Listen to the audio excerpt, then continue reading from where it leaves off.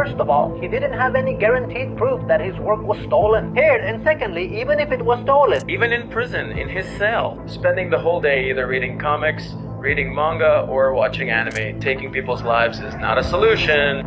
You must have seen many videos related to anime crimes, like that arson attack and that otaku killer. Well, there's a problem with all these crimes. Their killers aren't directly inspired by anime. For example, that arson attack, which was said to be inspired by anime, but in reality, it was a crime committed just because of a misunderstanding. And of course, the otaku killer, who was forcibly linked to anime and manga, whereas he does all this because of his parents' bad behavior. But the crimes I'm going to tell you about today have a direct influence from anime. And when the people who committed the crimes were caught and asked why they did all this, they just take the name of one anime, possessed by Bleach.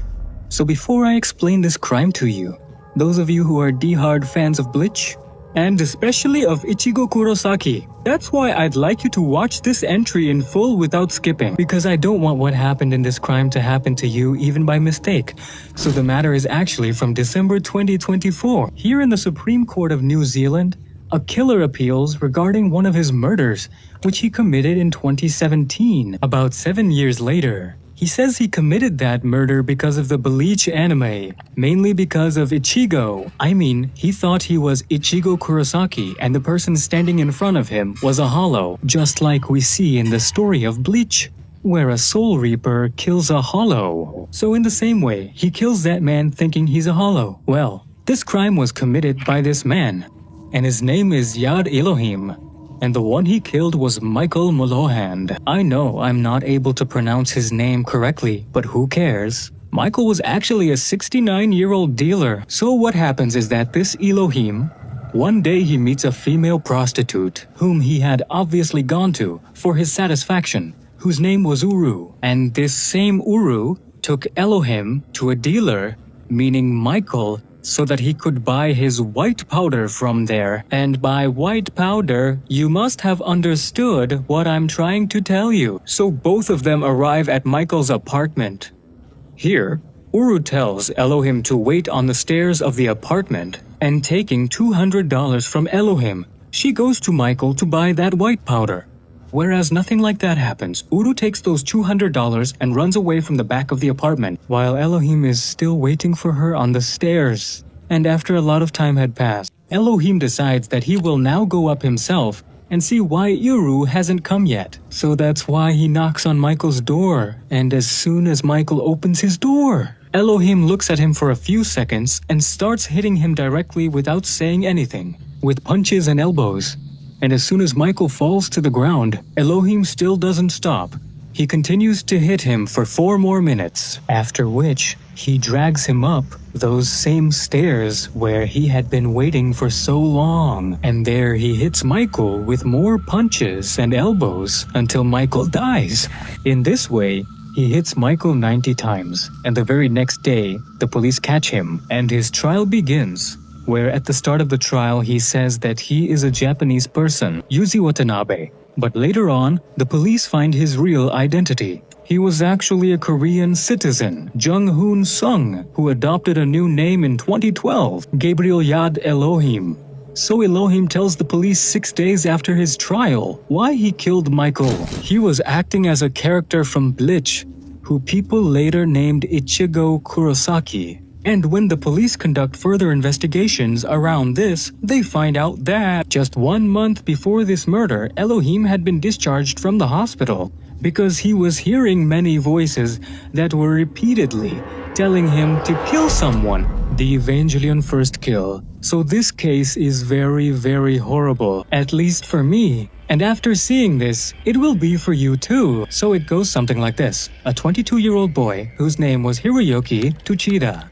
Well, I can't show you his photo here because I couldn't find his photo anywhere on the entire internet, because this happened a long time ago in 2003. And you know how much Japan gatekeeps things? Because of this, I couldn't find any photo of him.